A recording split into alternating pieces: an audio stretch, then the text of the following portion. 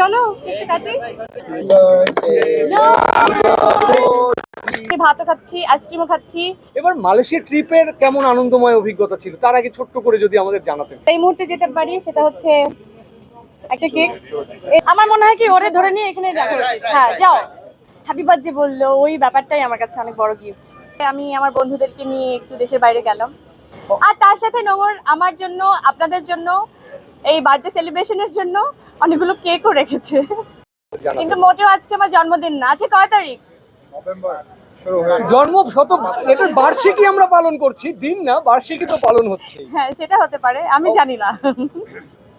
তো অবশ্যই আমরা তাই ভাবছি যে হ্যাঁ, আমি খুব মিস করছিলাম আপনাদেরকে, যে আসলে বরাবর আমি সবসময় জন্মদিনে আপনাদের সাথেই থাকি।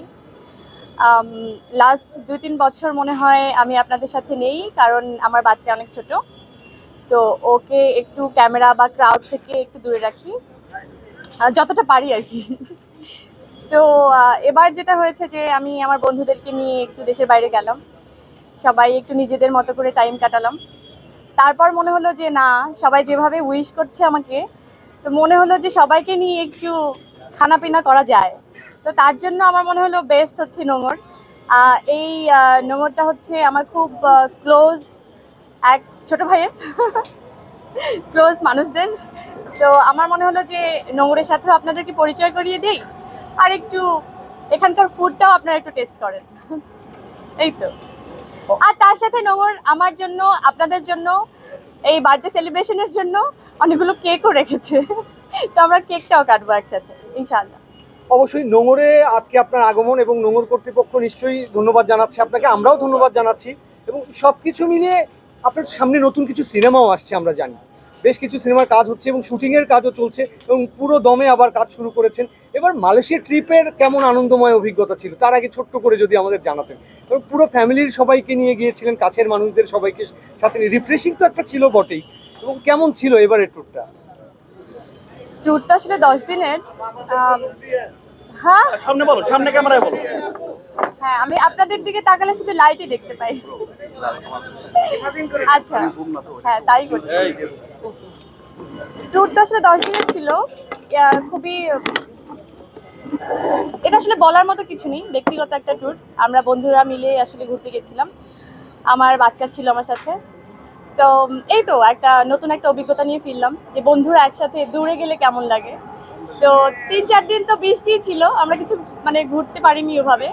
আমাদের একটা প্ল্যান ছিল যে খুব এক্সপ্লোর করব সবাই মিলে, কিন্তু যেহেতু বাচ্চা, একটা ছোট বাচ্চা ছিল আমাদের সাথে, অত বেশি কিছু এক্সপ্লোর আমরা আসলে করতে পারিনি। আচ্ছা, পরীর লোকের একটা চেঞ্জ দেখছি, মানে আগের পরীকে আমরা ফিরে পাচ্ছি, আগের সেই লোক, আগের সেই আমার লুকের চেঞ্জ, ফিটনেসের একটা চেঞ্জ আমরা লক্ষ্য করছি।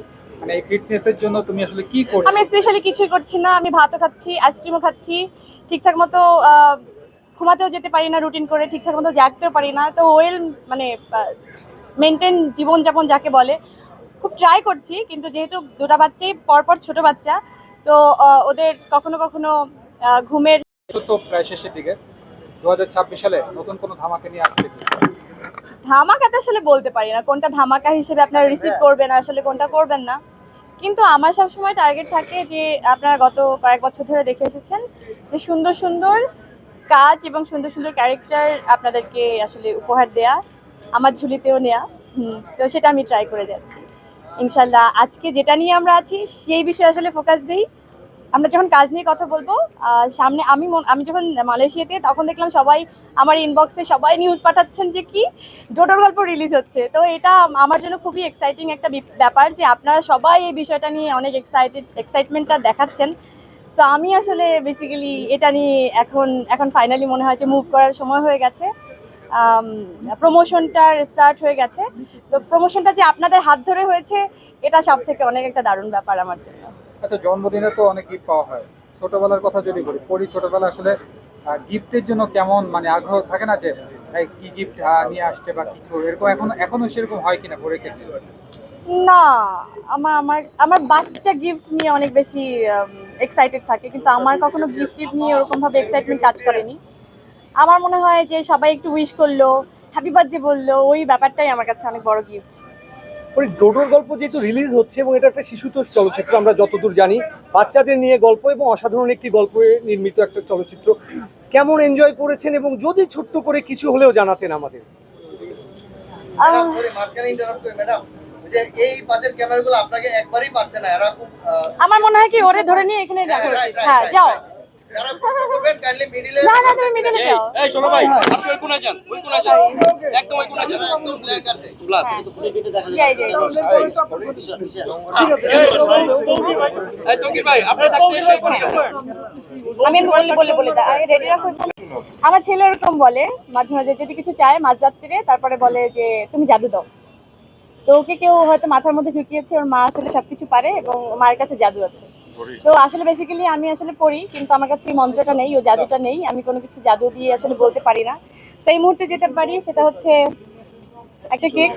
এই জাদু মন্ত্রের জন্য থ্যাংক ইউ নোংর টিমকে, যে আপনাদের সাথে একটা কিভাবে রাখবো এটা।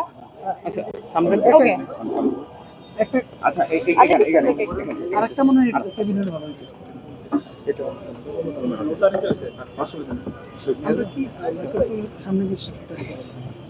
কোনো সমস্যা নেই, আমরা সবার সাথে কেকটা কেটে ফেলি। ওকে, আমরা কি পরবর্তী প্রশ্ন করতে পারি?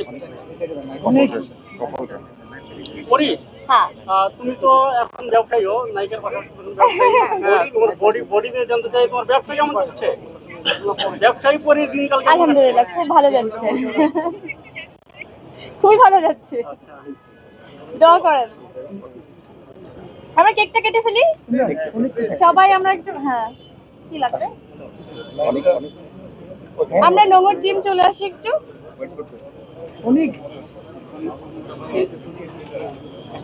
নোংরের পুরো টিম আমি একটু চাই। নেই ঠিক আছে ওকে চলো কেকটা কাটি। এটা কি নোংরের বাজছে? না আজকে নোংরের বাজছে।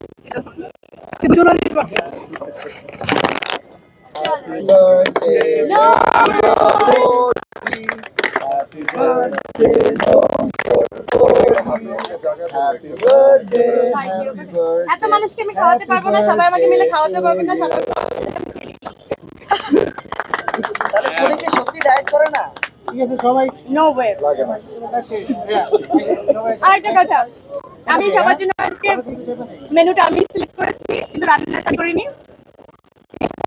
কিভাবে